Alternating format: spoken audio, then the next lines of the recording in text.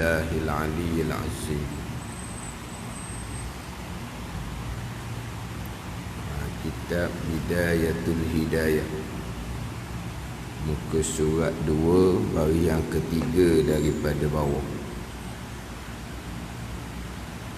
Qala al-muallifu rahimahullahu ta'ala wa nafa'ana bi'ulumihi amin.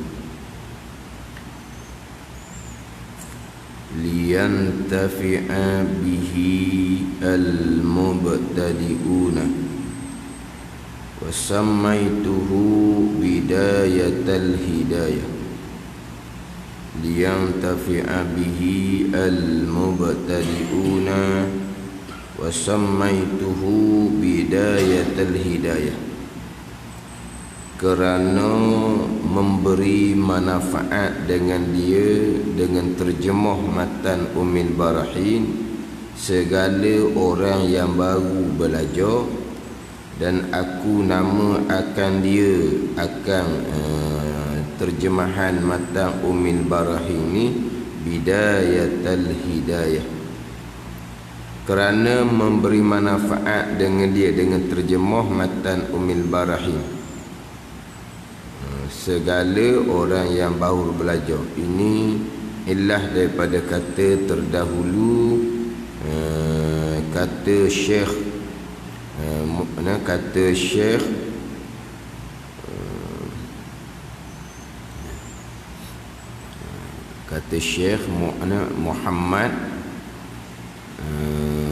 Muhammad Zain. Syekh Muhammad Zain mengatakan terdahulu, apabila dilihat pada masa sekarang, pada masa Syekh tu sendiri, Syekh Muhammad Zain, pengarang kitab kita yang kita baca ni, kitab Bidayatul Hidayah, pada masa Syekh tu sendiri, orang Melayu kita ni nak belajar hak kitab Arab, tak pandai, singkat akal. Maka Syekh Muhammad Zain ni pun dia menterjemahkan akan matan Ummul Barahin karangan Muhammad bin Yusuf As-Sanusi. Kemudian terjemahan tadi itu disertakan dengan huraian-huraian yang diambil daripada syarah-syarah kepada matan Ummul Barahin dan hasyiah bagi matan Ummul Barahin. Kenapa kau Syekh Muhammad Zain menterjemahkan?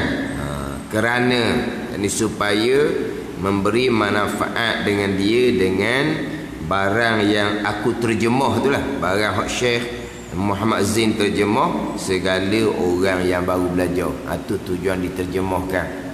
Orang hak baru belajar ni, hak nak belajar kitab-kitab Arab, tak siapa lagi, tak mampu. Jadi untuk orang baru belajar ni, bolehlah belajar kitab Bidayatul Hidayah ni. Hak diterjemahkan daripada matan Ummul Barahin karangan Syekh Muhammad bin Yusuf As-Sanusi, Syekh Sanusi.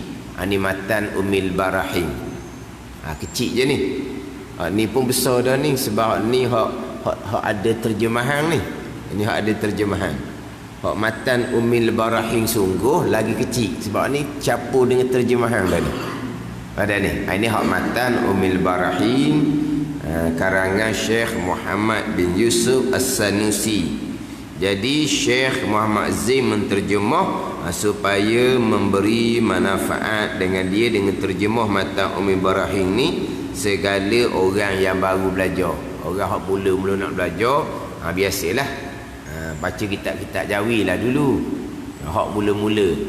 Sebab tu kalau orang hidup pondok, dia kitab Jawi tak tinggal lah hak mula-mula tu, tapi di masa yang sama mereka belajar juga kitab-kitab Arab dengan ilmu-ilmu alat untuk belajar kitab-kitab Arab, kitab yang lebih besar. Sebab kitab Jawi ni dia terkadang ringkas sahaja, tak panjang huraian.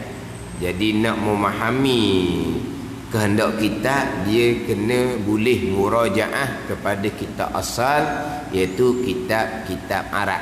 Buat imam ilmu tauhid ke, fiqh ke, tasawuf ke, kena gitulah.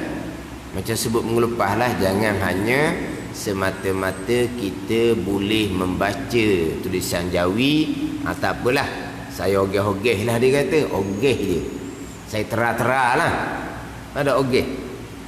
Maknanya kerana semata-mata pandai baca kitab Jawi, dia pun nak terang, nak ogeh baca kitab Jawi.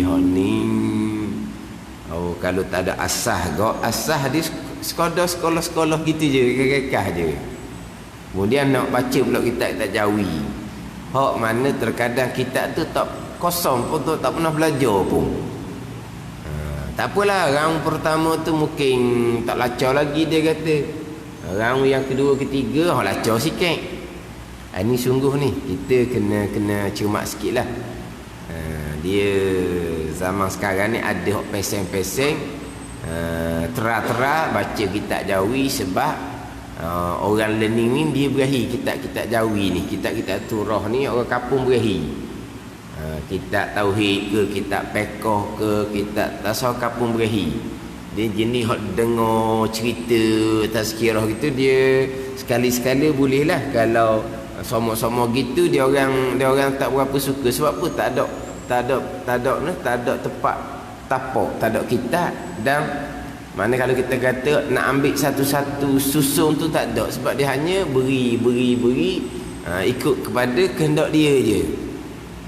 Setakat cerita-cerita gitu je. Orang tambah dah, orang nak khusus. Sebab kalau kita khusus ni, kita akan berpindah satu tajuk, tauhid ke, fiqh ke, tasawuf ke. Jadi bila kita bertapak atas kitab ni, insya-Allah lah kita akan meratai belajar. Meratai. Maknanya meratai ni kalau kita kecil-kecil kok, lengkap di dalam tu fardu ain. Tapi meratai lah satu tajuk. Bukan kata marilah nak cerita apa, ceritalah apa-apa pun. Mari seorang ceritalah apa-apa pun. Dah kita ni hak mana hak dia cerita tu? Mana tak ada tajuk khusus. Nak tajuk khusus ni kena ambil kita. Kita ada tajuk lah satu. Maka lengkap hak tu, hak fardu ain contoh. Hari dia orang nak kitab. Bila nak kitab ni kok, kadang-kadang hak tak biasa kitab Jawi, baca juga kitab Jawi. Dan ada orang yang pergi beli kitab-kitab Jawi yang ada tandaan, yang ada dobik, dia panggil. Yang ada dobik, ada catatan, yang mana di fotoni. Ada orang ngaji pondok di fotoni, dia ngaji kitab tu penuh, catatan pun penuh, dia photostik kitab dia. Itu photostik banyak kan, kemudian dijual. Photostik banyak, kemudian dijual. Kitab dia tak jual. Kitab tu berapa orang minta nak beli, tak akan jualnya. Sebab satu-satu kitab tu nak ke habis belajar bertahun. Dia photostik tu dia jual. Dia kalau sebelah sana, hak photostik seumpama tu mereka jadikan sebagai tambahan. Hak kita ngaji sendiri, dia ngaji dengan tubuh-tubuh dia pula. Kita nak ambil photostik dia, nak tengok catatan dia, hak dia belajar dengan tubuh dia tu macam mana. Hak kita suku. Pada ni. Saya ada kitab Munyatul Musalli, hak photostik.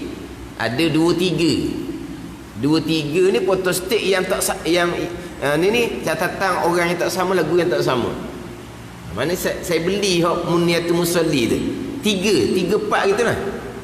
Tapi tak sempat nak tengok pun, beli saja je. Beli konon-kononnya nak tengok lah hak ni catat macam mana. Tapi simpang je lah, sayang. Tapi tak terbuka pun. Sebab apa? Sebab kita ngaji dalam tu cukup dah hak dalam tu. Kita ngaji dah hak kitab tu beberapa guru. Munyatul Musalli, tetapi beli juga photostik, tengok comel hak dia ni. Beli untuk sebagai tambahan. Walaupun kalaulah kita mengaji ada macam cetakan tu yang silat, jadi kita tengoklah hak dia ngaji mana. Baiki juga cetakan silat juga. Gitu jelah. Tapi maknanya itu tujuan kitab tu dipotostikkan supaya orang lain ni hok mengaji betul dah kitab tu boleh jadikan sebagai rojokan tambahan. Gitu je. Tiba-tiba orang kita ni hok tak mengaji kitab Jawi, pergi beli kitab Jawi hok ada hok ada catatan tu, balik mengajar di Malaysia kita ni. Ni satu kisah ni. Kitab apa? Kitab Faridatul Faraid, kitab tauhid. Balik mengajar, dia tak mengaji kitab tu. Tapi mujur juga. Ni tak dang beberapa lekok, tak dang beberapa kali terhenti. Sebab apa dia kata saya tak boleh nak baca kitab ni tinggi. Pulak dah. Kitab Faridatul Faraid tu tinggi. Faridatul Faraid dan kitab Bidayatul Hidayah ni lebih kurang lah. Untuk peringkat permulaan tak ada tinggi-tingginya. Tapi lengkap lah. Dalam tu hak fardu ain. Bidayatul Hidayah pun lengkap, Faridatul Faraid pun lengkap, hak fardu ain. Tiba-tiba tinggi, betis ke jalan. Tapi berani tu. Ni kata kena cermat. Jadi setakat hanya boleh baca Jawi, ada beli otostik hak ada catatan, lepas tu nak ajar. Ni kita jadikan sebagai pengajaran lah. Masa saya duduk pondok Kerandam dahulu, tok guru kalau maghrib dia baca kitab Jawi. Maghrib tu baca kitab Jawi. Mula-mula dengan pati musalli, pati faridah, lepas tu naik kepada muniyatul musalli, naik kepada Faridatul Faraid. Dia setangga-setangga. Penawar bagi hati, naik kepada Hidayatus Salikin. Hak maghrib, hak maghrib. Hak lepas isyak tu kita arak lah. Waktu tu lah kita arak. Maghrib saja. Sebab tu guru nak bagi peluang kepada orang kampung masuk tupang belajar. Maghrib-maghrib ni kan. Supaya kampung boleh masuk tupang belajar kitab Jawi ni. Ramai jugalah hak mari belajar tu. Tapi hak jauh sikit. Hak kampung raja, hak jerti, hak pada luar, hak jauh. Hak sekitar tu dah apa kerak je mari. Hak kampung dekat-dekat. Hak mari ni hak jelas kampung raja dengan pondok Kerandang tak jauh mana. Tapi jauh lah sikit maknanya. Mungkin dalam 10 minit suku jam kau baru sampai, gitulah. Jadi hak jauh-jauh mari, hak dekat. Hak dekat ni itu semua atas bahagian masing-masing. Tetaplah kedah bahagian masing-masing. Di masjid sekitar tu tak ada kuliah pun. Tak ada kuliah. Lepas tu apa tak pergi ngaji pondok dah hidup sembang depan masjid dia. Hidup sembang. Tak ada ni nak ngajar dalam hari Jumaat. Hari Jumaat tu buat kelas umum. Ramai-ramai mari jauh tu ramai. Hari Jumaat tu ramai. Pada ni hari Jumaat tu daripada Kota Baru dah pun mari hari Jumaat. Hari Jumaat kelas umum. Orang kampung ni orang mari belakang mari juga. Orang tu duduk ngajar atas masjid, hidup sembang tepi pondok Kita duduk pondok, kita tak masuk masjid sebab untuk orang kampung. Jadi kita tak payah masuk lah. Kita hanya duduk atas pondok, kita ngaji dengan speaker je. Sebab apa? Sebab kita peluang pada orang kampung lah. Penuhkan masjid Kita duduk atas pondok, kita ngaji sebab speaker kuat. Duduk ngaji nyonyeng biar pondok buka-buka pokok kampung tak ngaji, dia ada leader dia tu kan. Tapi mari kenapa? Takkan tak mari, orang pakat mari ramai-ramai. Hak mari dah pun tak ambil manfaat lagi kalau tak ada bahagian. Pada ni. Hak mari dah tu pun tak ambil manfaat, tak dapat manfaat kalau tak ada bahagian. Tapi kenapa mari? Takkan tak mari, kita orang kampung sendiri. Gitu je. Ada ni. Kalau tuan tak ambil bahagian, gitu lah. Nak kiranya kadang-kadang time gotong royong. Orang kampung ni tolong peluh kejap. Kita budak pondok ni tak pandai buat kerja. Kemudian kengeng buat kerja sikit kau mula sakit orak lah apa, dah tak biasa kerja kan. Tegur ada buat kerja, tegur naik atas rumah, kita pun naik atas pondok, gitu je lah. Tapi hak kerja sungguhnya orang kampung. Tapi time kuliah tak pernah melitah. Pandai ni. Bukan kata tak berahi kepada pondok. Kalau budak-budak pondok ni mereka rai sangat-sangat. Tapi tak ada bahagian. Mungkinlah mereka mari sekali dengar tu ngajar tak faham. Lepas tu malah tak faham. Dah orang yang tak ada asal, mula-mula dengar kitab ni takkan boleh faham selalu. Sabarlah. Kenapa? Tak ada bahagia. Tak ada bahagia. Sama tu ada masjid. Maghrib isyak tak ada kuliah, masjid mereka dekat aje. Masjid paling hampir dengan pondok Kerandan dalam 200 meter je. Dia hidup sembang je tanah, dia tak mari pondok kuliah maghrib yang memang untuk bukhah dah kita jauhi. Hak marinya hak jauh sikit hak marinya. Tamam. Tapi nak ceritanya masa tu aku baca kitab Jawi, ada yang mengikuti tu hak memang ustaz-ustaz dah. Maknanya ada ketika waktu aku baca kitab Jawi Matla'in Badrin, waktu siang dia mari tumpang belajar. Maghrib pun mari belajar pakai kitab Jawi. Kita nak belajar kitab Jawi ni Matla'in Badrin baru je belajar. Hak sebelum tu belajar mana dak penuh. Masa tu dak penuh. Sekarang ni orang dengan hak Baba Najmuddin Kerana ni kita boleh belajar daripada awal. Matla'in.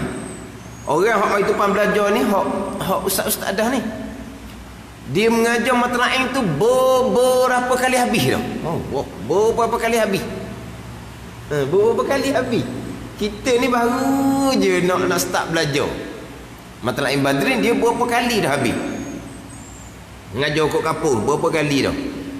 Tapi makna kalau kita kata kok soalan-soalan yang ditanya tu nampak dak reti dah lalu.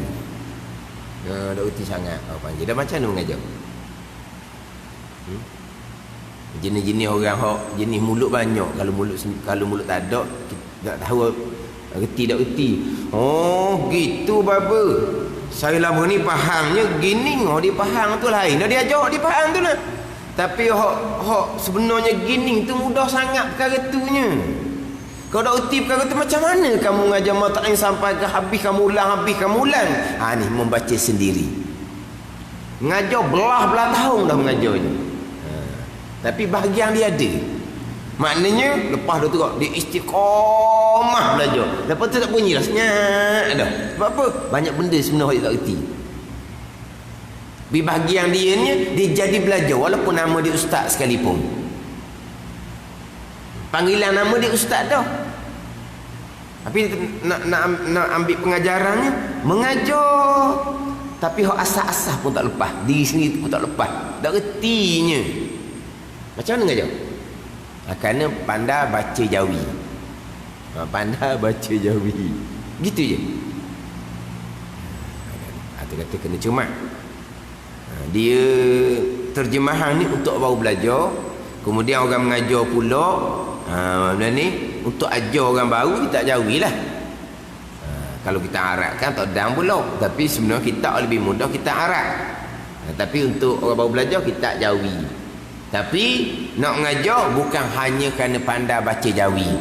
Kitab tu sendiri kena belajar. Dan hak molek laginya kita asal hak Arab pun kita boleh murajaah.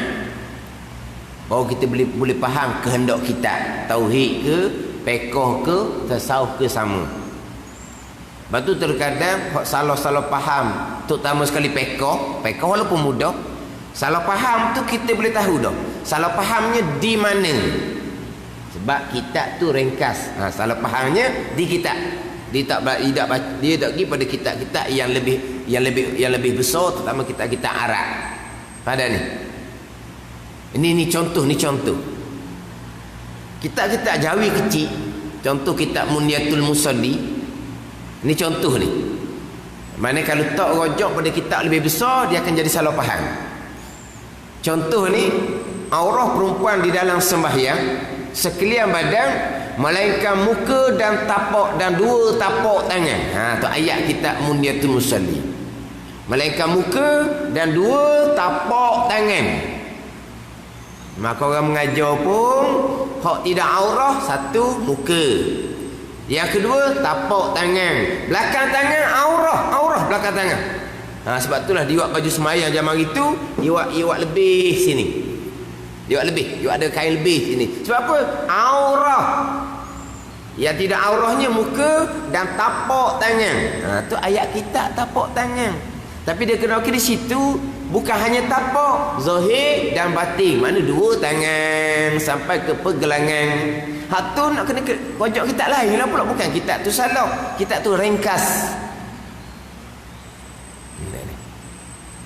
Jadi banyak lagi contoh-contoh yang lain. Mana salah pemahaman boleh jangka dah, boleh agak dah.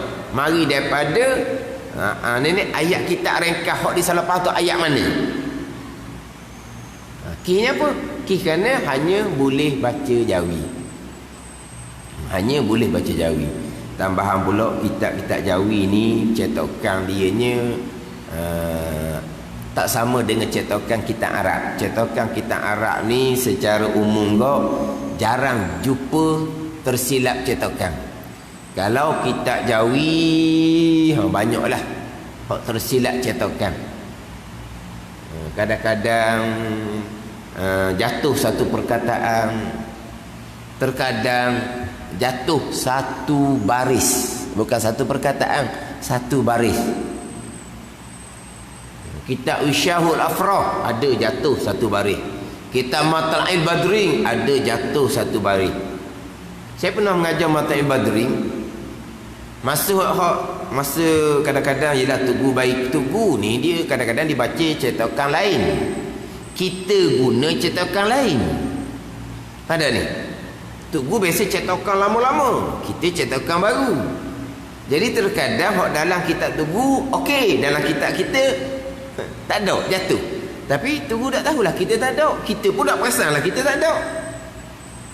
Jadi saya baca-baca tu tak jumpa puca. Tak reti ni. Tak jumpa puca ni macam mana ni ayat kita Adalah seorang tu tegur, Ustaz baca tu lakoh tu. Lakoh kok mana pula saya baca semula. Lakoh tu dia kata. Mana kita baca ni tak cukup lakoh. Baca semula lakoh dia kata. Kena-kena dia cetak lama.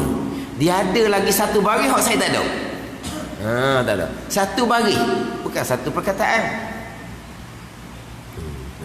Sama macam dalam kitab kita ni. Dan kitab kita ni kadang-kadang jatuh satu perkataan pula. Satu perkataan tu kalau tak ada satu perkataan tu, makna kita tak akan faham. Bahkan pemahaman kita akan jauh berbeza dengan kehendak kitab. Sebab dia jatuh satu perkataan. Contoh dalam kitab Bidayatul Hidayah ni, hak bicara berkaitan dengan orang yang muqallid dalam bab pegangan. Orang yang muqallid dalam bab pegangan, orang yang turut orang dalam bab pegangan ni, dia muka surat 4. Muka surat 4 dekat je. Muka surat 4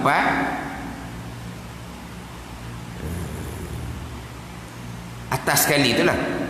Maka bahawasanya bersalah-salah ulama pada kufurnya, pada kufur orang yang muqallid, orang yang turut orang semata-mata pada pegangan tanpa ada dalil sendiri. Maka ulama bersalah-salahan.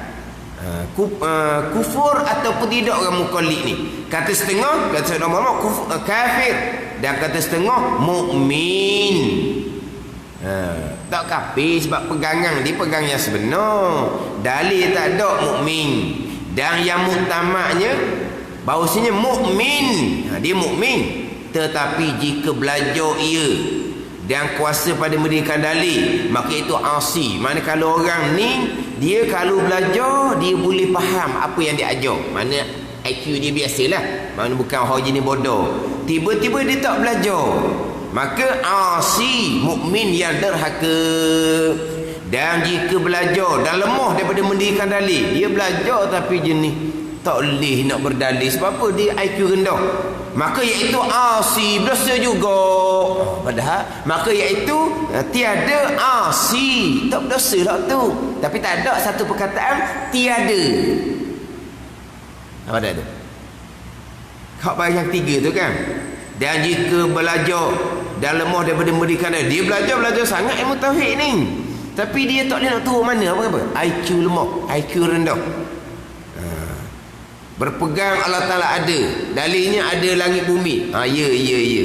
Tanya esok, awak berpegang Allah Ta'ala ada, Tuhan ada, dalilnya apa? Oh, dalil Tak kemarin aja dah kan. Payuh dah ingat dah dia ni. Ngaji nampak apa? Lemah mendirikan dalil. Maka iaitu asi juga, derhaka juga. Bukan. Maka iaitu tiada asi, tak berdosa lah dianya sebab dia belajar dah. Tapi oleh kerana dia ni lemah, maka tidak berdosa. Tapi ayatnya, maka itu asi juga. Jatuh satu perkataan tiada. Saya ingat ni. Dah pernah ada sekali tu dia mengajar. Kemudian ditanya hak ayat kitab ni, hak muka 4 ni. Kenapa jadi asi kedua-dua? Dia kalau belajar boleh faham tapi dia tak belajar. Asilah, derhakalah seumpama tu sebab dah belajar sampai tahap berdalil. Tapi kenapa hak belajar tapi lemah dia tak boleh nak menguasai dalil? Kenapa asi juga? Tidak, tu tiada asi, jatuh satu perkataan tiada. Ni tak jawi. Jatuh satu perkataan tu cukup dah lah. Sebab asi, derhaka dengan tiada asi, tiada derhaka ni, jauh lah bezanya pulaknya. Ni contoh kitab. Contoh cetakan kitab Jawi.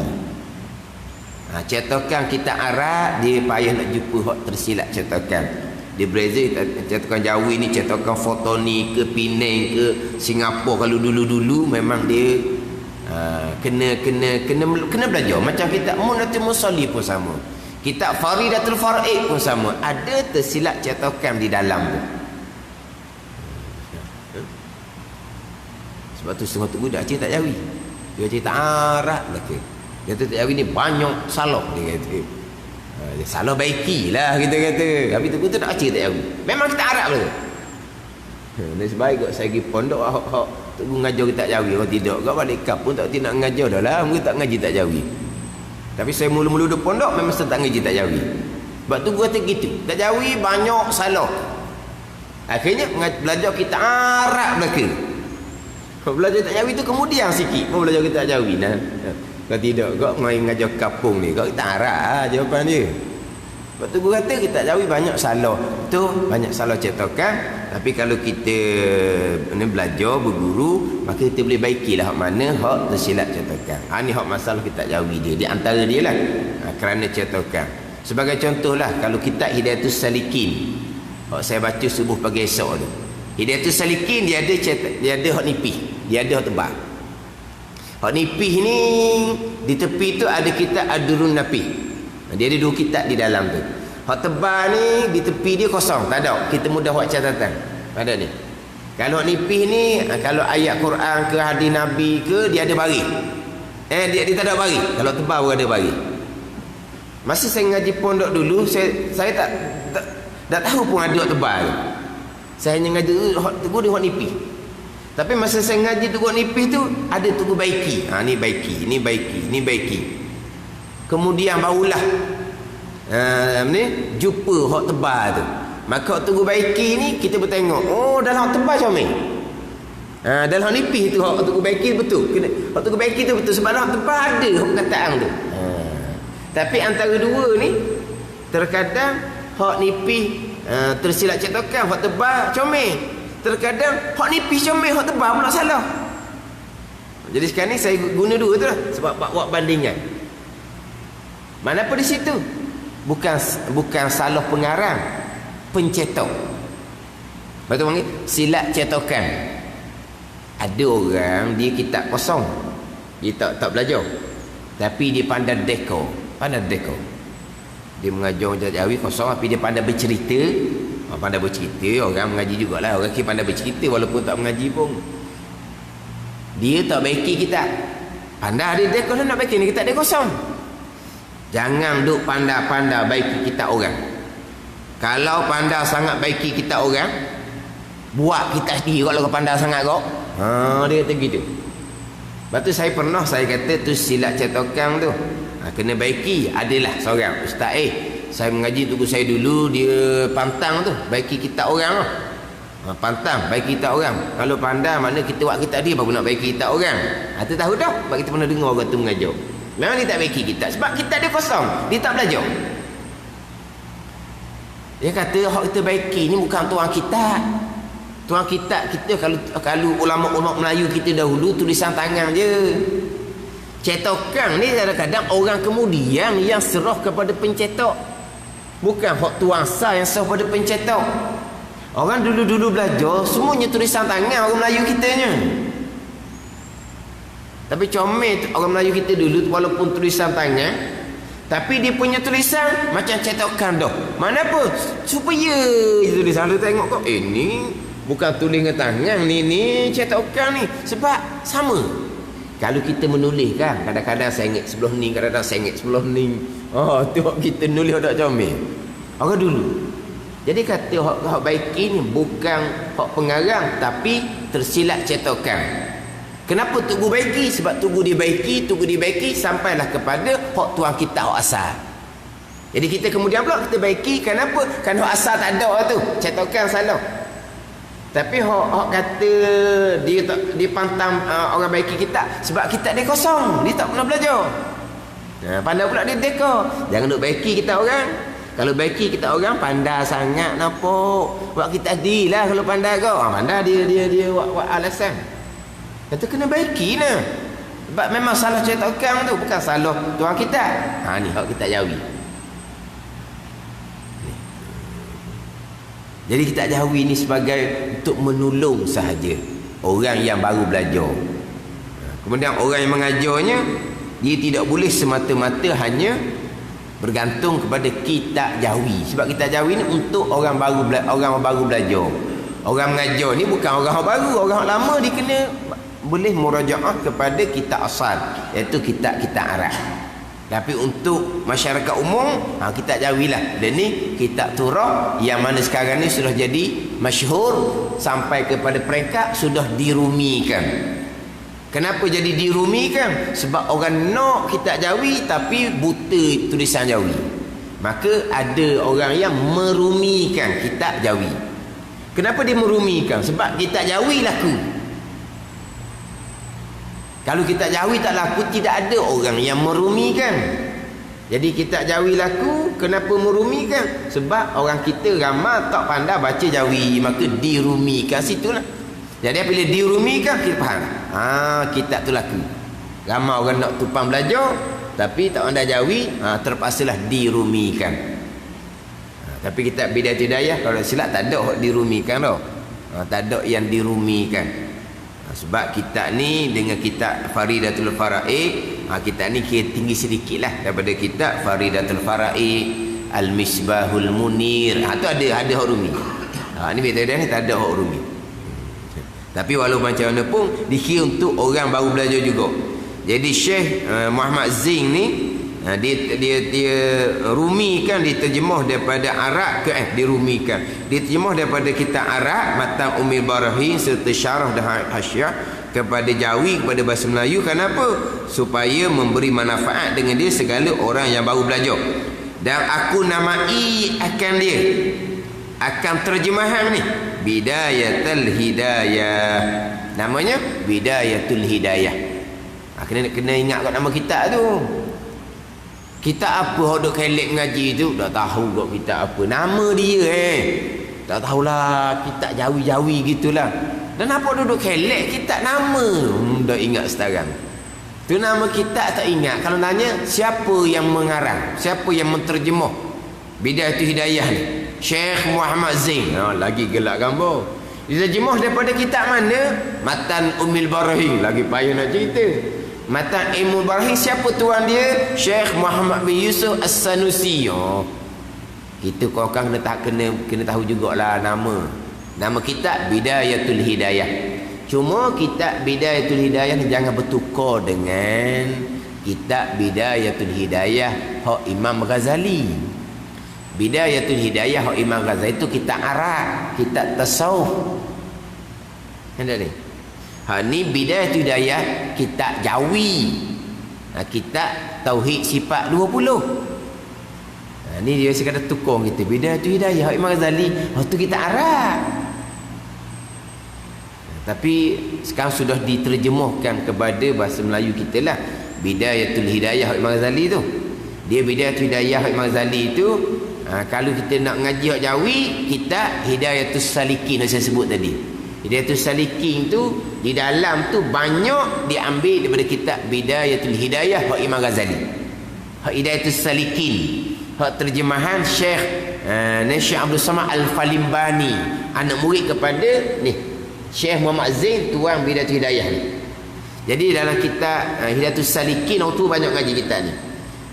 Sebagian besar di dalam tu diambil daripada kitab Bidayatul Hidayah, kitab Imam Ghazali.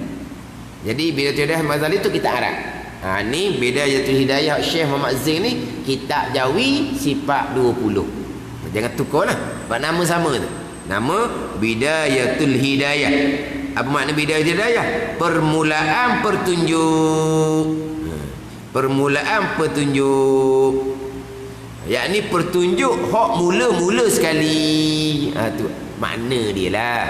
Bidayatul Hidayah maknanya permulaan. Bidayah tu permulaan, hidayah tu petunjuk. Mana apa ni petunjuk hak mula-mula sekali. Ja'alahallahu khalisatan liwajhil karim. Aku menjadikan, telah menjadikan Allah Ta'ala, telah menjadikan Allah Ta'ala hal keadaan terjemuh ni tuluh ikhlas bagi zatnya zat Allah yang maha mulia. Telah menjadi Allah Ta'ala hal keadaan kitab Bidayatul Hidayah ni tuluh ikhlas bagi ni kerana zatnya zat Allah yang maha mulia. Jadi telah menjadikan Allah Ta'ala hal keadaan Bidayatul ni tuluh ikhlas. Jadi Syekh Muhammad Zain ni kata Allah menjadikan terjemahan kitab ni tuluh ikhlas, bukan Allah menjadikan sini.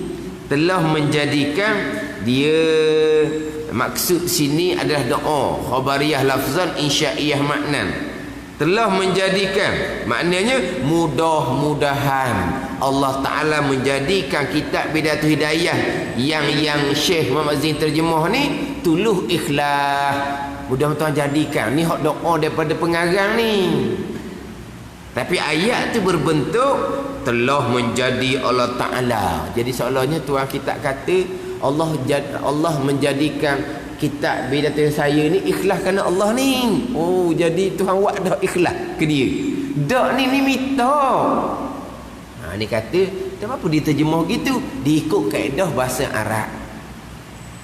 Kadang-kadang kan hak kitab terjemahan ni diterjemah daripada Arab.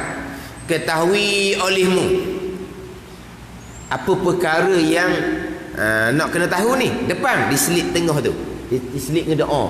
Telah memberi taufik akan daku akan dikau oleh Allah. Ketahui olehmu akan bahawasanya, baru disambung ayat.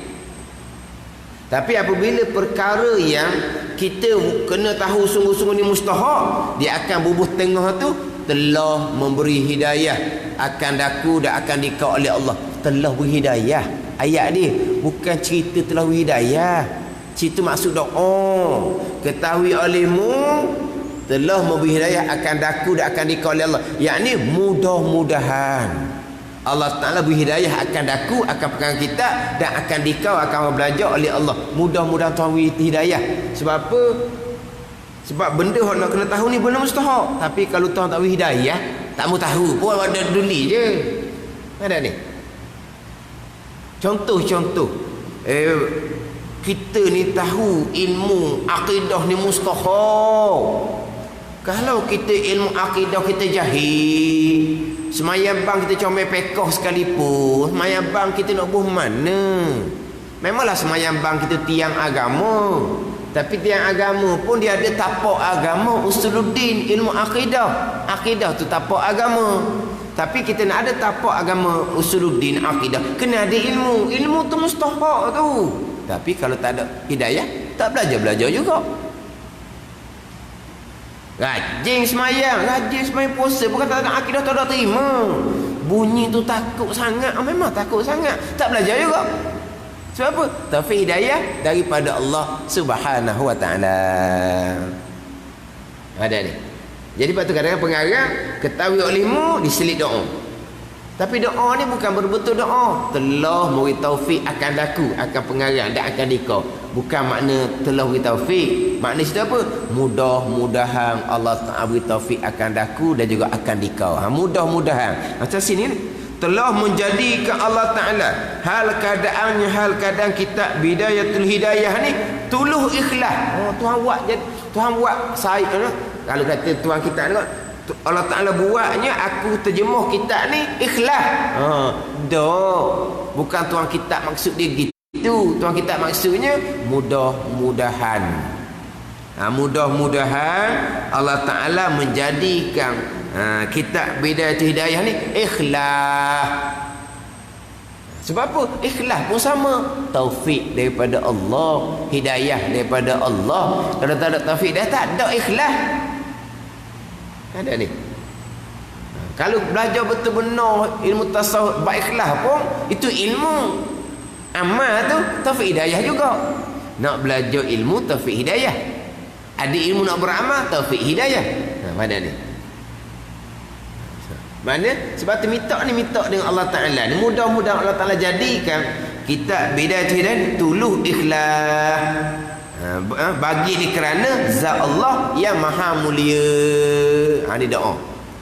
Ni kata kalau kita baca sendiri telah menjadikan Allah Ta'ala hal keadaannya, hal keadaan Bidayatul Hidayah ni ikhlas. Tuhan buat kita ni ikhlas ni. Allah bukan ni. Ni doa pengarang. Mudah-mudahan Allah Ta'ala jadikan kitab Bidayatul Hidayah yang diterjemahkan daripada mata Ummi Ibrahim ni ikhlas bagi zatnya, zat Allah Subhanahu wa Ta'ala. Hak Arab tu bukan bagi zat, liwajhihi, bagi wajahnya. Bagi wajah situ tu. Bagi wajah diterjemah dengan bagi zat. Disebut wajah tapi kehendaknya adalah zat Allah Subhanahu wa Ta'ala. Macam dalam ayat Al-Quran itulah, wa yabqa wajhu rabbika zul jalali wal ikram. Kekal. Kekal wajah Tuhan engkau. Kekal wajah. Apa makna kekal wajah? Kekal zat Tuhan. Bukan maksud dia wajah, bukan. Maksudnya zat Tuhan, diri Tuhan. Ada satu firqah yang kufur. Orang Islam lah, tapi firqah ni kufur sesat. Kekal wajah Tuhan engkau. Dia kata Tuhan binasa juga, tinggal wajah je. Tinggal wajah je. Hak lain binasa. Allah diri terjemah kat tu. Kullu syai'in halikun illa wajhah. Semua perkara binasa melainkan wajahnya wajah Allah. Hak binasa belaka, hak Tuhan binasa juga. Hak tinggal wajah je.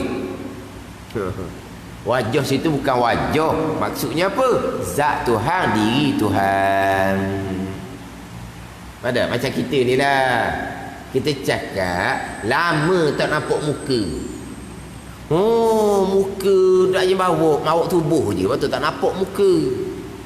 Ataupun kadang-kadang lama tak nampak batang hidung. Lah, mari sama batang hidung je tak bawa. Ke gitu. Maknanya lama tak nampak muka tu, lama tak nampak tuang seorang tu lah. Lama tak nampak batang hidung, mana apa tu? Tuang seorang tu lah lama tak nampak. Bukan selama ni tuang tengok semua, tapi batang hidung tu tinggal rumah semua tak nampak batang hidung. Maksud apa situ? Kita sebut lama tak nampak muka, lama tak nampak batang hidung, maksudnya lama tak nampak diri tuang tu. Ada ni. Ni panggil majaz, bukan hakiki. Dia panggil majaz. Mana majaz? Min itlaqil juz'i wa iradatil kulli tu. Kita kata muka, batang hidung, tapi maksud kitanya seorang tuang tu. Ada ni. Jadi hak wajah-wajah apa semua tu, hak tu kena balik kepada huraian sifat mukhalafatuhu ta'ala lil hawadith. Golongan yang terpesongnya Tuhan ada wajah, tapi wajah Tuhan, muka Tuhan takkanlah nak sama dengan muka kita. Muka Tuhan pasal muka Tuhan, muka kita pasal muka kita. Kita ni pun sebut muka pun tak sama, dia kata. Muka orang, muka pitu, muka kuala, sama tak? Muka orang dengan muka pitu sama ke tak? Muka pitu dengan muka kuala sama ke tak? Tak sama. Jadi Allah ada muka, tapi muka Allah lah. Bukan sama macam muka kita. Tengok sama kita pun tak sama tak? Muka orang, muka pitu, muka kuala tak sama, dia kata. Kita kata sama. Muka orang ke, muka pitu ke, muka kuala sama, berbentuk. Kita boleh kata besar ke, luah ke, kecil ke, boleh kata tu kan. Muka orang tu besar. Sebab apa? Sebab dia berjuzuk. Muka pitu tu luah. Sebab apa? Sebab dia berjuzuk. Muka kuala tu luah. Sebab apa boleh kata luah? Sebab dia berjuzuk, dia berjisim, dia berbentuk. Jadi sama je lah. Ada ni. Muka orang ke, muka pitu ke, muka kuala sama sebab dia berjisim, berbentuk. Boleh kata besar kecil. Kenapa tidak sama? Hak golongan tak biasa gitu lah. Dia kata Allah ada muka, tapi muka pasal Allah lah. Dia ayat mutasyabiah banyak. Yadullah, tangan Allah. Bal yadahu, bukan dua tangan Allah. Bi aidin, dengan tangan banyak. Lepas nak pakai zuhir gitu je. Satu, dua, banyak. Lepas nak pakai mana? Pakai zuhir. Allah ada satu tangan, Allah ada dua tangan, Allah ada banyak tangan. Tapi hak padan dengan Allah lah. Tapi satu, dua, tiga tu pun dah bercanggah dah. Ayat hak kata aini walitusna'a ala aini, atas mata aku. Satu ayat. Ayat lain pula bi'ayunina, dengan mata kami. 4 ayat dalam Quran sebut kata mata jamak banyak. Lepas tu nak pakai zahir gitu kan. Satu ayat satu mata, satu ayat banyak mata. Allah ada mata satu dan juga mata yang banyak, tapi selayaknya boleh kata gitu. Ini kan nak pakai zahir bercanggah lah. Lepas tu ayat Al-Quran mustahil bercanggah. Lepas tu apa kehendak satu tangan, dua tangan, kemudian tangan. Ulama salahnya serah makna kepada Allah. Jangan duduk urau, jangan duduk bahas-bahas situ. Kalau nak pakai zahir, Allah ada satu tangan. Lepas tu Allah ada dua tangan. Lepas tu Allah ada banyak tangan. Nak pegang gitu. Kalau nak pakai zahir, apa nak? Sebab kalau pakai zahir tu bercanggah. Ayat Quran mustahil bercanggah. Lepas tu apa makna? Satu tangan, dua tangan, banyak tangan. Tak sah dia dah bahas-bahas tu. Serah kepada Allah Subhanahu wa taala. Itu ulama salah. Ulama khalaf dia terjemuh dengan makna yang selayaknya bagi Allah Subhanahu wa taala. Itu kita kena kemas di mukhalafatuhu ta'ala lil hawadith. Ada cerita bak kaki, ada cerita bak jari. Hak golongan-golongan terpesong ni kok. Kadang-kadang ditunjuk ke dia. Allah ada muka, ditunjuk muka. Allah ada tangan, ditunjuk tangan. Tapi takkanlah macam muka saya, tangan saya, dia kata tengok ke dia dah. Masa muka ditunjuk muka dia, Allah kata sesak beseng gitu. Ini ada YouTube belakang ni. Allah ada muka, ditunjuk muka dia. Allah ada tangan, dia angkat tangan dia. Lepas tu takkan serupa dengan muka saya. Muka Allah sesuai dengan Allah Ta'ala lah. Tangan Allah sesuai dengan Allah Ta'ala lah.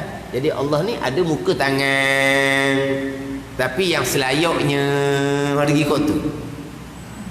Tapi masalahnya bukan hanya tangan. Satu tangan, dua tangan dalam Al-Quran. Bal yadahu mabsutatani. Tengok. Dua tangan. Matwiyatun biyamini. Genggam dengan tangan kanan Allah. Ada kanan pula, dah kiri macam mana? Ini ayat-ayat mutasyabihah dia panggil. Itu kena ngaji molek tu. Kita kejap dah kita pegangnya. Walam yakullahu kufuwan ahad. Atau akidah suratul Ikhlas. Pegang kemah dah situ ni.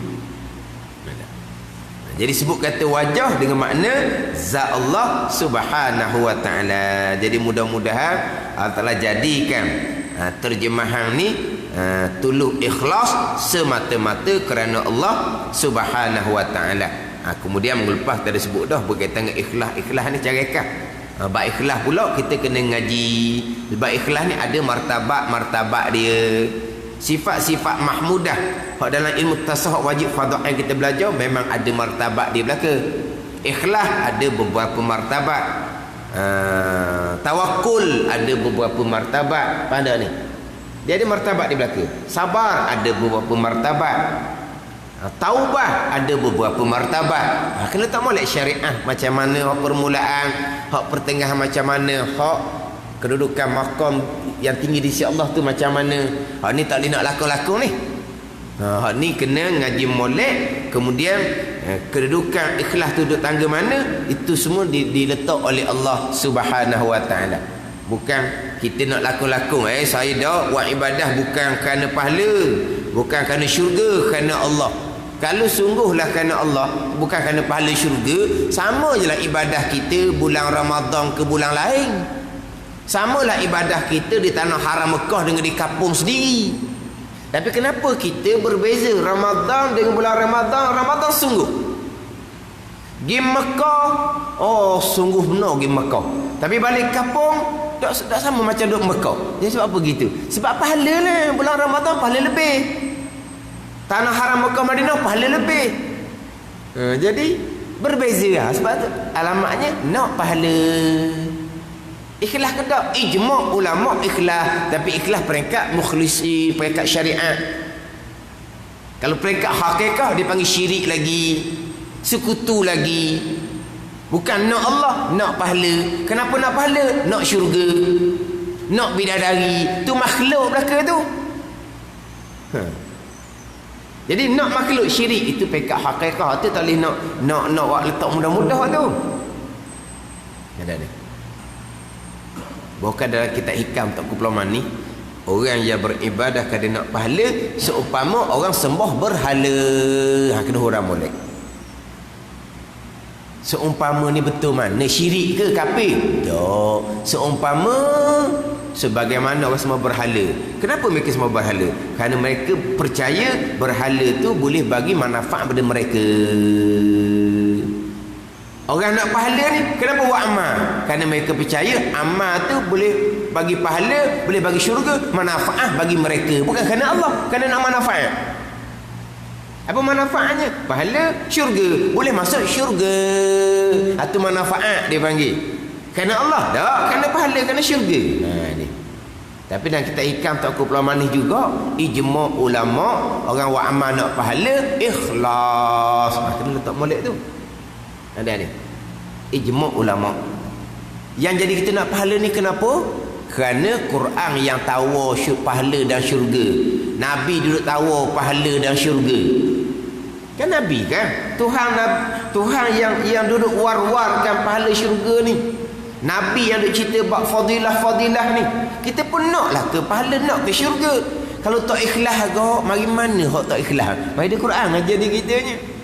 Wa basyiril ladzina amanu wa amilus solihat bi anna lahum jannatin tajri min tahtihal anhar. Beri kabar gembira olehmu ya Muhammad akan mereka-mereka yang beriman dan beramal soleh, belasan bagi mereka syurga yang mengalir di bawahnya sungai-sungai. Orang beriman beramal soleh, syurga. Cerita kabar gembira syurga. Kita pun naklah ke syurga. Tiba-tiba jadi punah. Mana sabar ke dok? Jadi seolahnya punahnya kita mari daripada Quran. Tu boleh cerita lagi hadis-hadis fadilah tu. Nabi kata salatul jamaah afdalu min salatil fazzi bi 27 darajah. Ini maklum kita ni. Semua jemaah ni boleh 27 darajah. Kita pun datang berjemaah kerana nak 27. Tiba-tiba dah ikhlas. Bagaimana dah ikhlas kita? Mari daripada hadis Nabi ya. Nak sabar ke tak? Sebab yang tahu ni Allah dan Rasul. Jadi kita pun buat amal kerana nak tawaran pahala syurga ni, tiba-tiba dah ikhlas. Tak logik tu. Sebab yang menawar, yang war-warkan syurga, pahala dan syurga Allah dan Rasul. Tapi siapa peringkat betul-betul kasih akan Allah, mahabbah kasih akan Allah, ada peringkat juga. Jadi sampai tahap mahabbah khasah, kasih sebenar-benar, hilang dah syurga dan pahala semata-mata Allah. Itu maqam kedudukan masirah masing-masing di sisi Allah. Itu tak boleh nak lakung. Macam ginilah contoh ni, contoh buat bandingan. Dia nak pergi nak ngorak ke, nak pergi riset, nak pergi Minang kan dia duk cerita kan dia punya kerja gaji besar apa semua kan. Jadi kalau pergi dengan pakar comel, kenderaan comel. Jadi orang pun nak ke dia kenapa? Kerana gaji dia besar. Kalau kita nak supaya orang nak kita tu nak pada kita sungguh, pergi buat macam cerita Piramli, ambil kusang tu bubuh dalam tu gapa-gapa, pergi nyamuk rumah nak dara tu, rambat dia orang lah. Jadi faham ni? Jadi kita nak Minang nak apa ni, kita war-warkan. Kita ni orang gaji besar, pendapatan besar, hidup akan jadi senang kemudian. Jadi orang pun nak ke dia kenapa sebenarnya? Tuang tak comel pun kalau kena tuang tak ambuhnya, kerana dia gaji besar tu.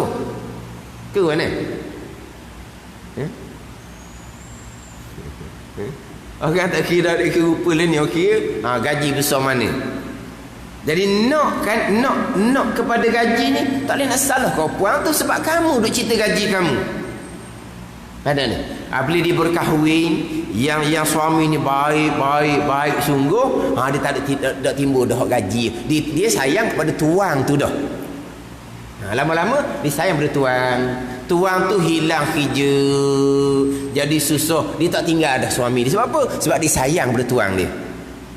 Asal dia nikah kerana tuang tu gaji besar asalnya. Tapi sekarang ni gaji tak ada dah ni, kerja tak ada dah ni. Jadi kenapa masa lagi mana tak tinggal hak tuang, hak tak ada gaji besar dah tu? Sebab dia kasih pada tuang, bukan kerana gaji. Tapi asal kena gaji. Tapi lama-lama akhirnya kasih pada tuan. Sama lah juga hak peringkat permulaan ni, pahala syurga, sampailah pada mahabbah khasah, kasih yang sebenar-benar akan Allah. Ini maqam aulia dah ni, semata-mata kerana Allah, redha Allah, bukan kerana pahala, bukan kerana syurga. Tapi orang duk tahap ni pahala syurga hak lapis paling tinggi. Tapi kalau orang salah faham, dia akan ditomoh kok lain. Dia kata pelik orang tasawuf. Pelik kan orang tasawuf, dia tambah ke syurga. Pulak dah. Dia salah faham. Dia kata pelik orang tasawuf, tambah syurga. Pada itu cerita ikhlas no, peringkat muhibbin no, orang mahabbah khasah no, maqam aulia. Kita cerita maqam syariah ni memang nak syurga. Kau ni tak mau syurga? Memang nak syurga. Nak bidadari lah, nak itulah, nak inilah. Memanglah. Tapi tadilah dia cerita hak ikhlas hak peringkat tinggi, tapi tak cerita hak ikhlas hak peringkat syariahnya macam mana dia guna. Orang dengar kat luar, dia kata orang tasawuf ni tambah syurga. Kemudian dia pun hurah lagi. Bila orang tasawuf tambah syurga, di hari akhirat ada dua tempat sahaja. Satunya syurga, satunya neraka. Orang tasawuf tak mau syurga, berarti orang tasawuf nak neraka. Orang pergi waktu pula. Dah syurga tak mau. Apabila tak mau syurga, buat amal tak mau syurga. Lepas tu ada dua je, syurga dengan neraka. Dan syurga tak mau dalam mana? Orang tasawuf nak neraka, dihurau pula kau tu. Tu salah faham dia. Atau kata dia kena dalam kitab Penabagati dia cerita ikhlas hak peringkat permulaan, peringkat pertengahan, peringkat hak muwahhidin, muhibbin. Dia panjang. Dan kita dia cerita ni tapi kena letak molek lah. Sama dengan kita sifat-sifat mahmudah yang lain. Tawakul, hak peringkat hak tingginya macam mana. Zuhud, zuhud ada peringkat dia. Zuhud, berpaling hati daripada dunia. Kita berpaling dah hati daripada dunia. Tak ada. Dunia di hati tak ada. Berpaling macam mana? Zuhud ni sifat mahmudah yang wajib kepada kita. Kalau tidak bersifat zuhud, dosa lah kitanya. Lepas tu Kita kira balik, adakah hati kita berpaling dari dunia? Dia ada peringkat. Mana zuhud peringkat awam, peringkat permulaan, berpaling hati daripada dunia yang haram. Tu. Tanda ni. No. Tapi jalannya jalan haram, minta maaf. Biar, ambuh. Haram, minta maaf, tak ambuh. Biar banyak pun, tak ambuh. Ni panggil apa? Zuhud peringkat awam, peringkat permulaan. Kalau hak halal, hak halal. Hati ni jelas hak halal, Tapi bunyi kata haram je, tak ada. Ni hak zuhud permulaan. Hak tak ada zuhud ni, hak tamak ni tak ada. Halal haram belakang kira. Sebab kalau kita cara buat halal haram, cara buat hukum agama tak ada kenyang lah kitanya. Sebab agama tak boleh bagi kita kenyang. Dia jawab gua tu. Lapor kita kalau nak mikir halal haram. Halal haram belakang cerita. Tu tak ada tu.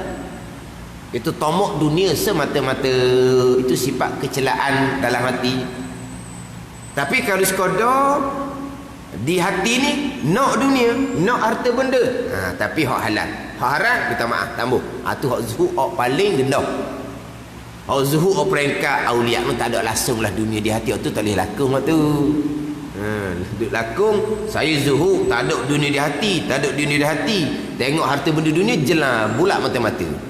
Hak jenis berlakung-belakung tu lah. Kata-kata dia ada kedudukan dia. Ada kedudukan tu kena ngaji molek lah. Taubah, kita taubah daripada dosa. Adapun taubah hak peringkat aulia, taubah daripada ghafalah, kelalaian. Astagfirullah, saat ni lupa ke Tuhan. Konon-kononnya dia minta ampun daripada kelalaian. Walau saat ni duk ngupak molek-molek ada. Ni orang hak berlakung ni. Jadi kita taubah kita daripada dosa. Dosa kita banyak, dosa lampau, dosa sekarang. Dosa kita pun ada yang kita tak tahu lagi hak tu berdosa. Duduk dalam belajar lagi kita. Tu taubah. Yang itu taubah hak peringkat aulia, dia ada kedudukan.